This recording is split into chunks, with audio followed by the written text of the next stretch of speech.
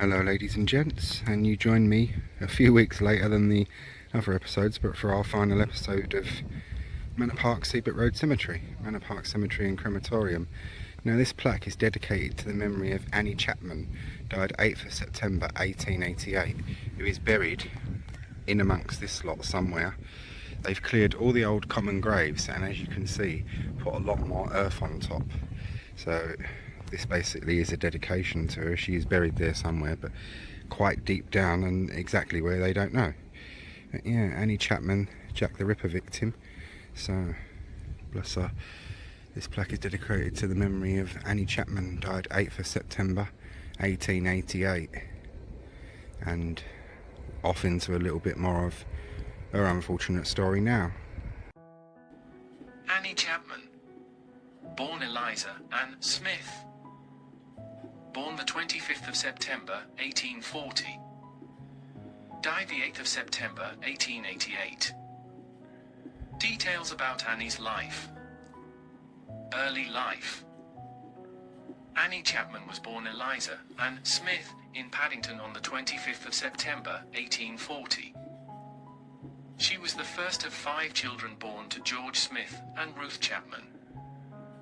George Smith was a soldier, having enlisted in the 2nd Regiment of Life Guards in December 1834.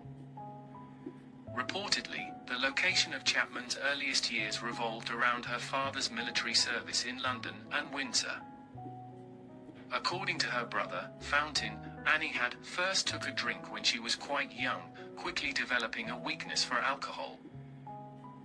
And although both he and 2 of his other sisters had persuaded her to sign a pledge to refrain from consuming alcohol, she was tempted and fell, despite the over efforts of her siblings to dissuade her.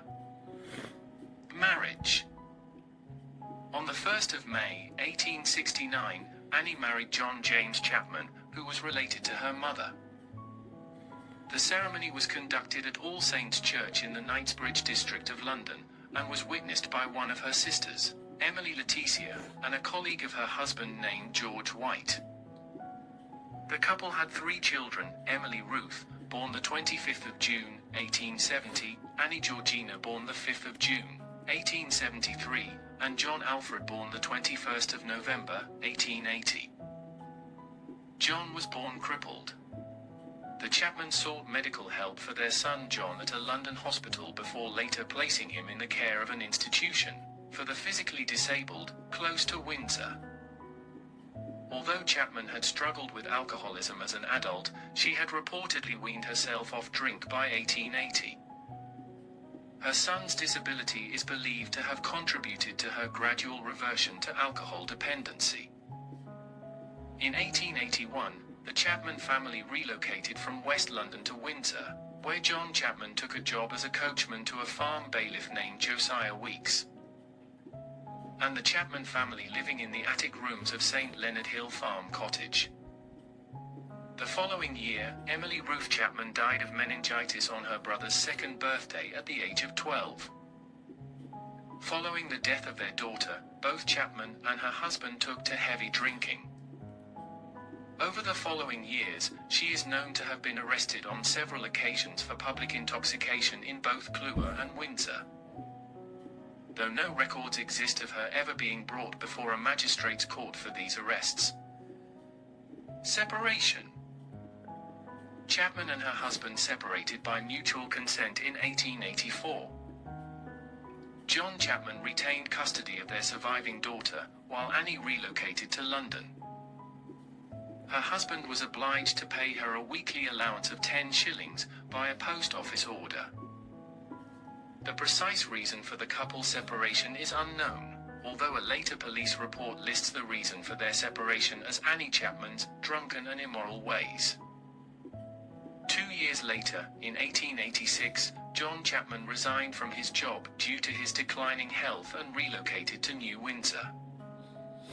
He died of liver cirrhosis and edema on the 25th of December, leading to the cessation of these weekly payments. Chapman learned of her husband's death via her brother-in-law. Her surviving daughter, Annie Georgina, then aged 13, is believed to have either subsequently been placed in a French institution or to have joined a performing troupe, which traveled with a circus in France. Census records from 1891 reveal both of Chapman's surviving children lived with their grandmother in Knightsbridge. Life in Whitechapel. Following her separation from her husband, Annie Chapman relocated to Whitechapel, primarily living upon the weekly allowance of 10 shillings from her husband. Over the following years, she resided in common lodging houses in both Whitechapel and Spitalfields. By 1886, she is known to have resided with a man who made wire sieves for a living, consequently becoming known to some acquaintances as Annie Civvy or Siffy. At the end of 1886, her weekly allowance abruptly stopped. Upon inquiring why these weekly payments had suddenly ceased, Chapman discovered her husband had died of alcohol-related causes. Shortly after John Chapman's death, this sieve maker left Chapman, possibly due to the cessation of her allowance, and relocated to Notting Hill. One of Chapman's friends said she became depressed after this separation and seemed to lose her will to live. The murder. Annie was the second canonical victim of the notorious unidentified serial killer Jack the Ripper, who killed and mutilated a minimum of 5 women in the Whitechapel and Spitalfields districts of London from late August to early November, 1888. Shortly before 5 a.m. on the 8th of September, the son of a resident of 29, Hanbury Street, John Richardson, entered the backyard of the property to check the padlocked cellar in the yard was still intact and to trim a loose piece of leather from his boot. Richardson verified the cellar was still padlocked, then sat on the rear steps of the property to trim the loose leather from his boot, noting nothing untoward. He then exited the property via the front door approximately 3 minutes later, having not proceeded beyond the steps to the backyard. At approximately 5:15 a.m., a tenant of 27, Hanbury Street named Albert Kadosh entered the yard of the property to use the lavatory. Kadosh later informed police he had heard a woman say, "No. No," before hearing the sound of something or someone falling against the fence dividing the backyards of numbers 27 and 29, Hanbury Street. He did not investigate these sounds. Annie Chapman's mutilated body was discovered shortly before 6 a.m. by an elderly resident of 29, Hanbury Street, named John Davis. Davis noticed that the front door was now open, while the back door was shut. Her body was lying on the ground near the doorway to the backyard, with her head 6 inches from the steps to the property. Davis alerted 3 men named James Green, James Kent, and Henry Holland to his discovery. Before all 3 ran down Commercial Street to find a policeman as Davis reported his discovery at the nearest police station. At the corner of Hanbury Street, Green, Kent, and Holland found Divisional Inspector Joseph Lunis Chandler and told him, "Another woman has been murdered." Chandler followed the men to Chapman's body before requesting the assistance of police surgeon Dr. George Bagster Phillips and more officers. Several policemen arrived within minutes. They were instructed to clear the passageway to the yard to ensure Dr. Phillips had access. Phillips arrived at Hanbury Street at approximately 6:30 a.m. Dr. Phillips was quickly able to establish a definite link between Chapman's murder and the murder of Mary Ann Nichols, which had occurred on the 31st of August. Nichols had also suffered 2 deep slash wounds to the throat, inflicted from the left to the right of her neck, before her murderer had mutilated her abdomen. And a blade of similar size and design had been used in both murders. Phillips also observed 6 areas of blood spattering upon the wall of the house between the steps and wooden palings dividing 27 and 29 Hanbury Street. Some of these spatterings were 18 inches above the ground. 2 pills, which Chapman had been prescribed for a lung condition, a section of a torn envelope, a small piece of frayed coarse muslin, and a comb were recovered close to her body. A leather apron, partially submerged in a dish of water located close to a tap, was also discovered close to her body.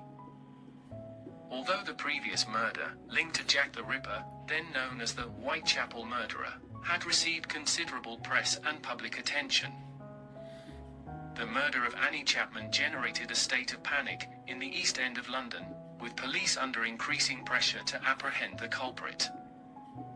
Funeral and burial. Chapman's body was moved from Hanbury Street to a mortuary in Montague Street, Marylebone, by Sergeant Edward Badham in a handcart large enough to hold one coffin. This was similar to the cart previously used to move the body of Mary and Nichols.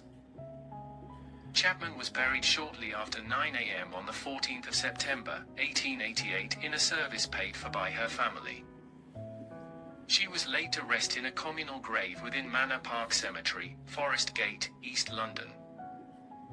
At the request of Chapman's family, the funeral was not publicised, with no mourning coaches used throughout the service, and only the undertaker, police, and her relatives knowing of these arrangements. Consequently, relatives were the only people to attend the service.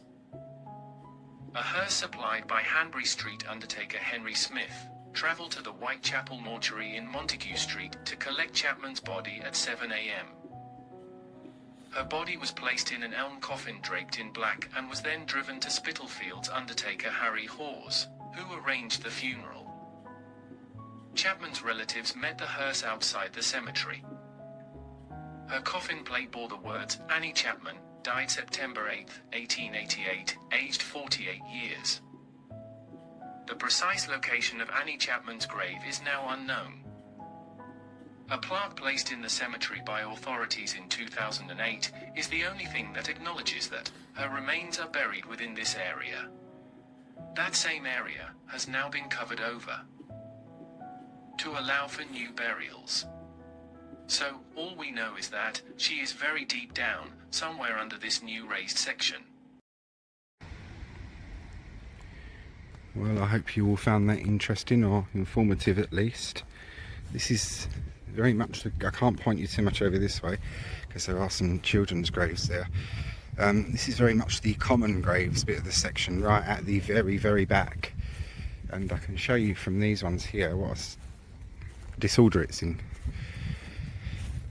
which will lead us on to another piece in a minute once we've covered this civilian World War II dead grave. This is a mass grave, this one here. We'll be taking in a little bit of everything of London's past, of the working classes today. So we started off with Annie Chapman, and we'll be zipping in and out of different eras, I'm afraid, as we go along, because I've walked through, found everyone, and I will do this tour in a certain way. So I hope you're okay with that. So we've gone from Annie Chapman, 1888, and the horrifying incidents of Jack the Ripper, and what he caused, to World War II.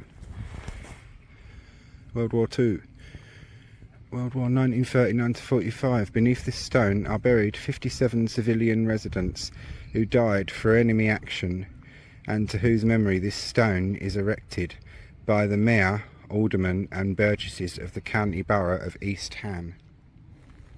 So we'll start on this side with their names. Emma Arnold, Esther Atkinson, Winifred Emily Baker, Anthony William Banks, Ronald Harrison Banks, Philip Barney, Hester Denbrook, Ivy Evelyn Denbrook, Ronald William Denbrook, Henry Charles Benham, Alice Elizabeth Betts, Ivy Eileen Betts, John Frederick Betts, Maureen Edna Betts,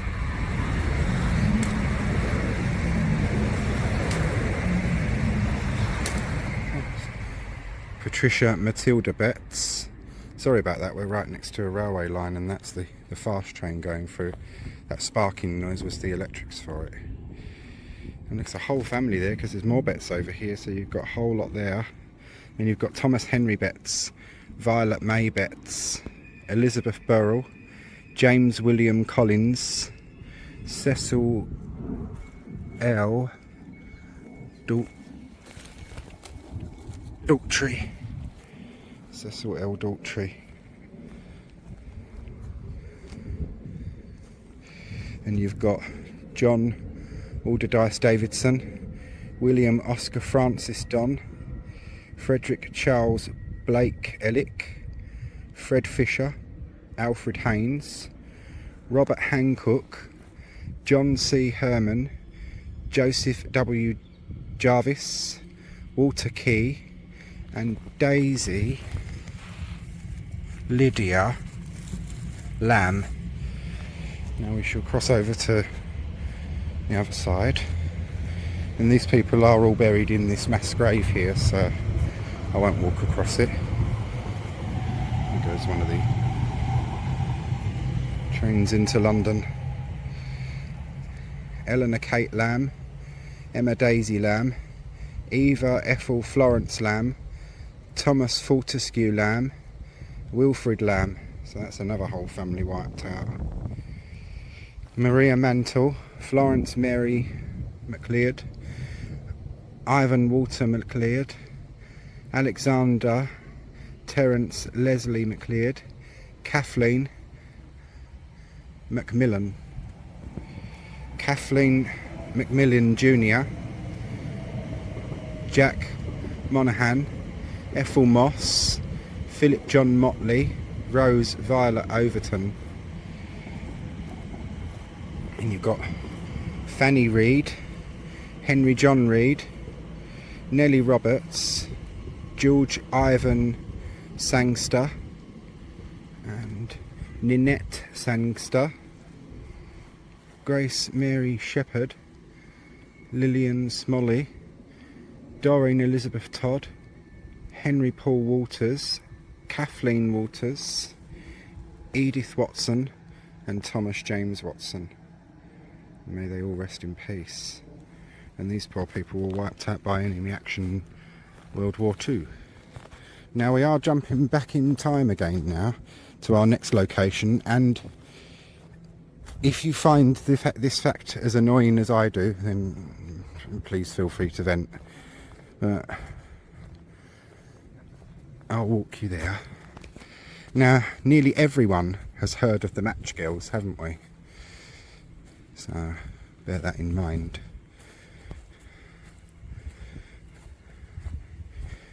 Interestingly enough, the lady whose grave has been covered over, but will be marked again, shared her maiden name, was the same as our Jack the Ripper victim here, Chapman. But her married name wasn't. And these are two very old ones, which must be private and could possibly be a perpetual lease because they've not been touched. The family grave of Frederick Cornish of Lower Marsh, Lambeth. Sarah Cornish, wife of the above, who departed this life February the 11th, 1887, aged 58 years, prepared to meet thy God. Also Henry Cornish, son of the above, who departed this life July the 22nd, 1885, aged 15 years. His end was peace, interred in grave number 119 square 157. Also Sarah Cornish, second wife of the above, who departed this life July the 27th, 1904, aged 73 years. Also Alice Smith, who fell asleep July the 9th, 1909, aged 54. Also the above named Frederick Cornish, who departed this life December the 24th, 1911, aged 81 years. And you see the 1880s links. These graves are of the era that our Jack the Ripper victim would have gone in, Annie Chapman. And this one, Sarah. This is the family grave of James Pope of Grosvenor Terrace. in loving memory of Sarah, wife of the above, who departed this life January the 11th, 1893, aged 57 years, gone but not forgotten. Also Elizabeth Ann Pope, daughter of the above, who departed this life August the 16th, 1887, aged 14 years and 6 months, interred in grave number 590 square 145. Also of the above named James Pope, who departed this life December the 3rd, 1904, aged 61 or 64 years. Sleep in the something, the resurrection's a bit worn. Yeah, they're two original ones, so I assume, being their age, that the family has either renewed the lease or they are perpetual lease. But we'll be leaving Annie Chapman now. God bless the poor woman's soul. And now I'm going to take you on to another big and interesting thing that happened in that era, really. The Matchstick girls. Sarah Dearman, maiden name of Chapman. And I'll take you to where her grave is and show you it. Now, I will prepare you. The graves in this section where Sarah Dearman is buried were all common graves. Not mid to late 40s. Sarah's was 1949. Now, every stone and thing that there was in this area has been removed, and the area has been filled over again with about 3 foot of earth. They'll landscape it, and that will allow for either new burials or new cremations. But I know it has to happen, but I don't like the idea of it. And this is a privately owned cemetery as well, so the rules are different. Funny thing is, Woodgrange Park Cemetery, I got told not to film in there. One of the blokes came past on his scooty thing just as I was starting to film.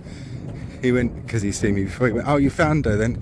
Annie Chapman, because from my last visit, on my way out, I asked him where her grave was, and he told me. But this whole section that we're seeing here is now under me, very deep down now, because of the, you can see we're quite high up compared to, it goes down to a hill like that now.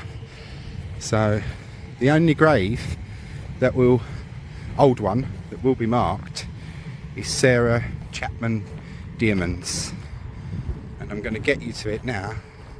This is her grave, and they've marked it with these so they know where she was. There was a petition and an appeal. People went ballistic. All this work happened in 2022, so not too long ago. So, drop my phone case. I've got my other phone with me so I can read the details. Sarah Chapman Dearman, born 31st of October 1862 in Mile End, London Borough of Tower Hamlets, and she died on the it's 1945, not 49, beg your pardon. She died on the 27th of November 1945, aged 83, in Bethnal Green, London Borough of Tower Hamlets, and she was buried in a common grave in this cemetery, of course, Manor Park Cemetery and Crematorium, grave number 147 D114. Just going to pause you a sec. Here we are, I've got my information now. Sarah Chapman was one of the leaders of the strike over working conditions at Bryant and May Match Factory in 1888, so the same year as our Jack the Ripper murders. The strikers' demands were agreed to, and the Union of Women Matchmakers was formed, with Sarah being one of the 12 women elected. She was then elected as the first TUC representative for the Matchmakers Union. And it's a common grave, as it says, and as you can see, it's now gone. We will stop in a minute, and we're going to have a historical piece on Sarah, of course, like we did with Annie Chapman, and I will show you her original grave marking. It wasn't a stone or anything, it was marked with wooden posts and a chain and a plaque, but I am told by the cemetery office that the grave will be marked, a memorial of some kind, so let's hope that that happens. This clearing of this area only happened last year. Sarah Chapman Dearman, born the 31st of October 1862, died the 27th of November 1945. Sarah was a British trade unionist who was one of the leaders of the 1888 Bryant and May Match Girls strike. Chapman and others involved in the strike have since been recognized as pioneers of sex equality and fairness at work who left a lasting legacy on the trade union movement. Sarah Chapman was born on the 31st of October, 1862, the fifth of 7 children born to Samuel Chapman, a brewer's servant, and Sarah Ann Mackenzie. Her early life was spent in Mile End, and Chapman would live her whole life in London's East End. By 19, alongside her mother and elder sister, Sarah was employed as a matchmaking machinist at Bryant and May. By the time of the 1888 strike, Sarah Chapman occupied a comparably well-waged position at the Bryant and May factory and was an established member of its workforce. In December 1891, Sarah married Charles Henry Dearman, a cabinet maker. The couple had their first child, Sarah Elsie, in 1892, going on to have 5 more. The family later moved to Bethnal Green, where Sarah remained for the rest of her life. Her husband, Charles Henry Dearman, died in 1922. Bryant and May, and the Match Girls strike of 1888, plus Sarah's role in it. In June 1888, at a meeting of the Fabian Society, members agreed to a proposed boycott of Bryant and May matches in response to the poor factory conditions and mistreatment of workers. Freethinker and reformer Annie Chapman later met with workers outside the factory to learn more, publishing an article, White Slavery in London, in the Link on the 23rd of June. Although Bryant and May attempted to coerce employees to sign statements rejecting the claims, the workers refused. On the 5th of July, 1888, approximately 1,400 girls and women walked out on strike. The next day, 200 women marched to Bouverie Street, seeking the support of Annie Besant.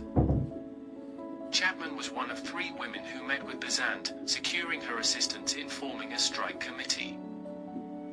Mary Knowles, Mary Cummings, Sarah Chapman, Alice Francis, Kate Slater, Mary Driscoll, Jane Wakeling, and Eliza Martin were this committee's first members. The women held public meetings, gained sympathetic press coverage, and were able to enlist the support of various MPs. Chapman and the strike committee also received help from Toynbee Hall and the London Trades Council. And, following a meeting with Bryant and May management, their list of demands was agreed to. The women subsequently established a union, the inaugural meeting of which took place at Stepney Meeting Hall on the 27th of July. 12 women were elected to the committee, including Chapman, who was subsequently made president. It was the largest female union in the country. Chapman was elected as the union's first representative to the Trades Union Congress, TUC, and was among those who attended the 1888 International Trades Union Congress in London and the 1890 Congress in Liverpool. Sarah Dearman died in Bethnal Green Hospital on the 27th of November, 1945, at the age of 83, and was survived by 3 of her 6 children. Along with 5 other elderly people, Sarah Dearman was buried in a common grave in Manor Park Cemetery, as we've seen. And here is, or was, Sarah's original grave in June 2020. A photo credit to Jeff Marsh from Find a Grave for this one. This shows you what her grave was like, marked with a blue arrow, and all the other graves around her. As I said, it's a common grave section, and as you can see from the picture here, and from some of the other bits of other common grave sections I showed you in this cemetery, they are in a bit of a state.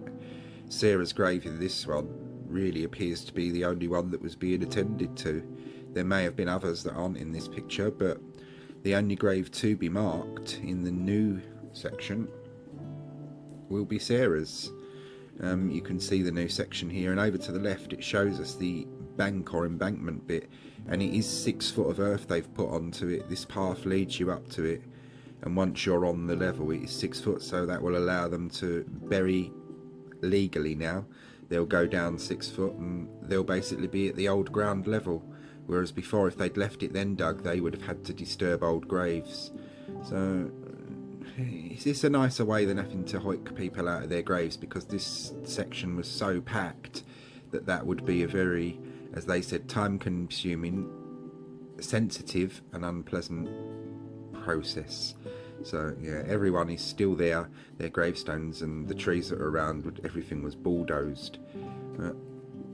This is Sarah's grave as we've seen as it stands now, so watch this space really, because I will be going back and in a while, and it'll be nice to see the memorial or marker that they'll put there, because they have said her grave will definitely be marked with a memorial of some kind.